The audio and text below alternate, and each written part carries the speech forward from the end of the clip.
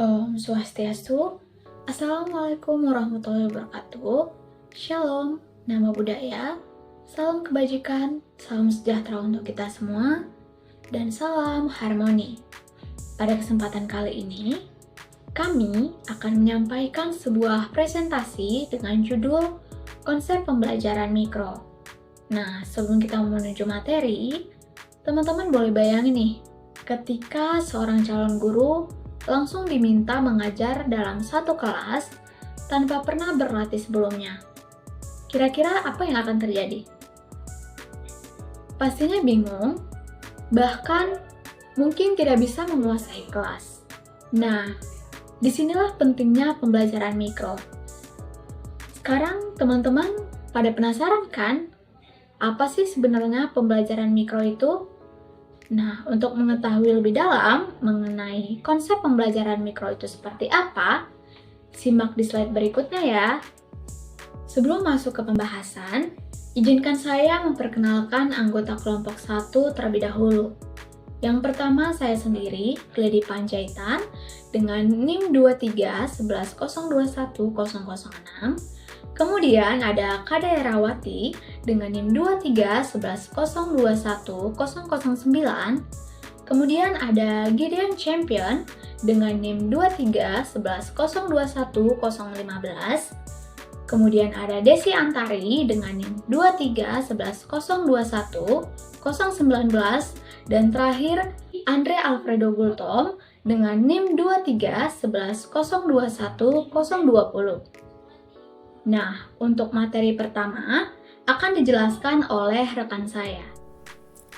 Yang pertama yaitu mengenai konsep pembelajaran mikro. Micro teaching strategi pembelajaran mikro adalah sebuah praktik sederhana dalam pendekatan pembelajaran yang bertujuan untuk memberikan pengalaman langsung dalam mengajar kepada calon guru dan guru. Selain itu, micro teaching juga merupakan metode untuk melatih keterampilan atau praktik pembelajaran dalam lingkup yang lebih kecil dan terbatas. Micro teaching adalah sebuah kegiatan pembelajaran di mana pendekatannya disederhanakan atau dibatasi dalam cakupan yang lebih kecil. Misalnya, dengan mengurangi jumlah siswa, durasi waktu pembelajaran, atau materi pelajaran. Yang selanjutnya yaitu tujuan pembelajaran mikro. Adapun tujuan dari micro teaching atau pembelajaran mikro yang dikutip oleh Dwight Land tahun 2013 melalui buku Tri tahun 2023 dibagi menjadi dua, yaitu yang pertama tujuan pembelajaran mikro bagi calon guru dan yang kedua yaitu tujuan pembelajaran mikro bagi guru. Selanjutnya itu ada yang pertama memberikan pengalaman belajar yang konkret dan praktik keterampilan mengajar. Micro teaching memberikan kesempatan bagi calon guru untuk melatih berbagai keterampilan mengajar dasar secara terpisah dalam skala yang lebih kecil dan terkontrol. Dengan demikian, mereka mendapatkan pengalaman langsung yang konkret sebelum terjun ke kelas sesungguhnya. Yang kedua, pengembangan diri dan peningkatan kemampuan mengajar. Melalui proses micro teaching, calon guru dapat mengembangkan dan menyempurnakan keterampilan mengajar mereka. Adanya umpan balik dari dosen pembimbing dan sesama mahasiswa membantu mereka mengidentifikasi kelebihan dan kekurangan sehingga dapat melakukan perbaikan yang diperlukan. Yang ketiga, mempersiapkan diri dan meminimalkan kegagalan. Tujuan utama micro teaching adalah membekali calon guru agar siap menghadapi situasi di kelas yang sesungguhnya. Latihan ini membantu meminimalkan, bahkan menghilangkan, dan memungkinkan kekurangan atau kegagalan saat praktik mengajar di lapangan. Selanjutnya, bagi guru, penyelenggaraan dan pengembangan profesional. Nah, bagi guru yang sudah berpengalaman, micro teaching berfungsi sebagai program penyegaran. Ini memberikan kesempatan bagi mereka untuk mendapatkan pengalaman belajar mengajar secara individual dan mengembangkan profesinya melalui eksplorasi metode dan teknik baru. Yang kedua, mengembangkan sikap terbuka terhadap pembaruan. Di era modern ini, guru dituntut untuk terus beradaptasi dan berinovasi. Micro teaching mendorong guru untuk memiliki sikap terbuka terhadap pembaruan dalam dunia pendidikan, membantu mereka tetap relevan dan efektif dalam proses mengajar. Baik, selanjutnya yaitu manfaat pembelajaran mikro. Pembelajaran mikro atau micro teaching memiliki peran penting dalam meningkatkan kualitas guru dan calon guru. Manfaatnya mencangkup pengembangan keterampilan praktis, peningkatan profesionalisme, dan kesiapan mental dalam menghadapi tantangan di kelas.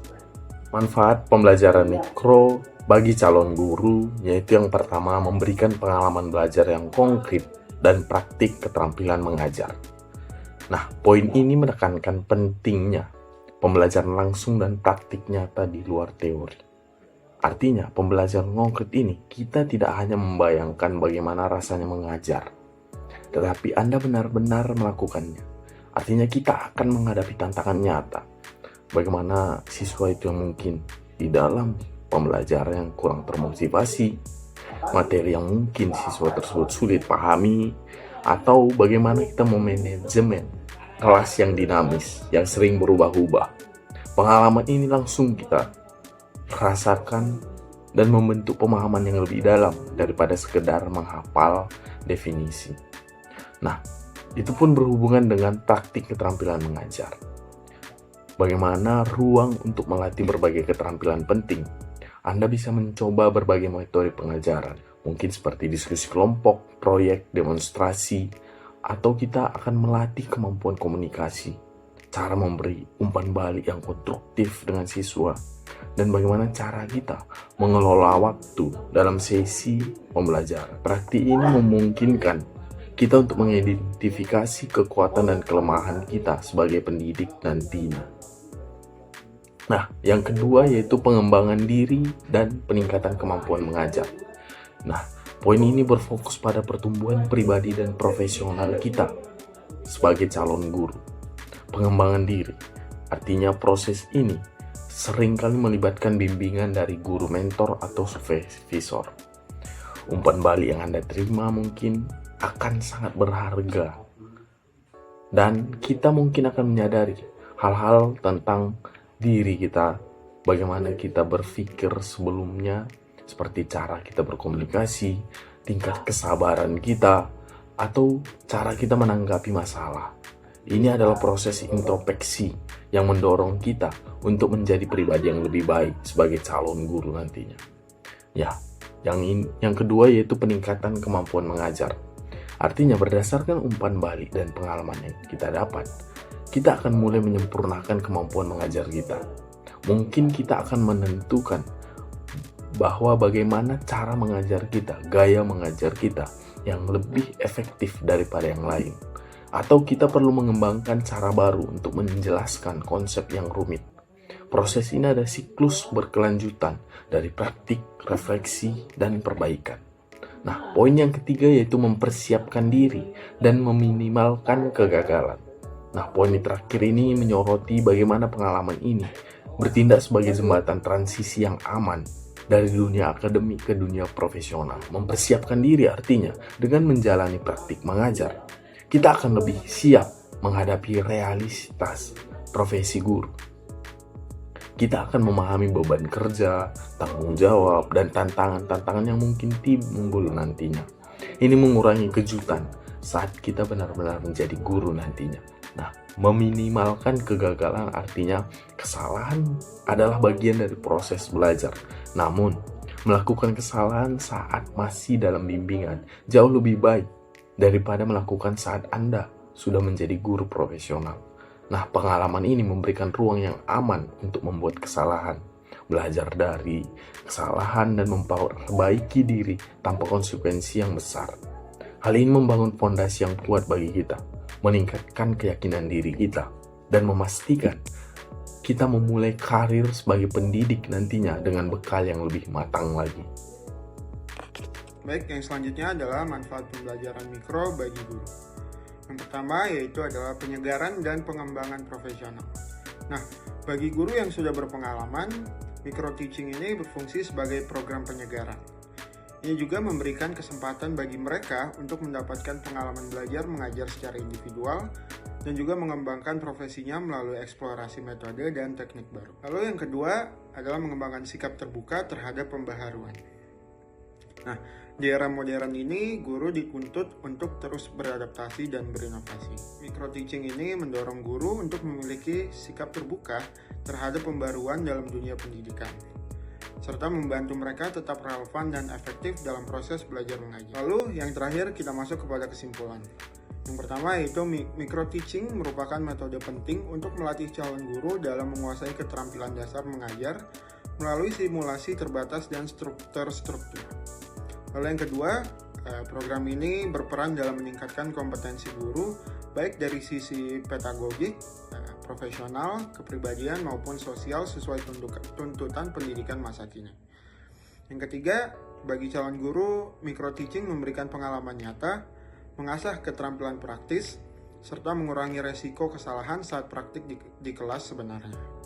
Yang keempat, bagi guru yang sudah berpengalaman, micro teaching berfungsi sebagai penyegaran dan pengembangan profesi agar tetap relevan dengan perkembangan pendidikan dan teknologi.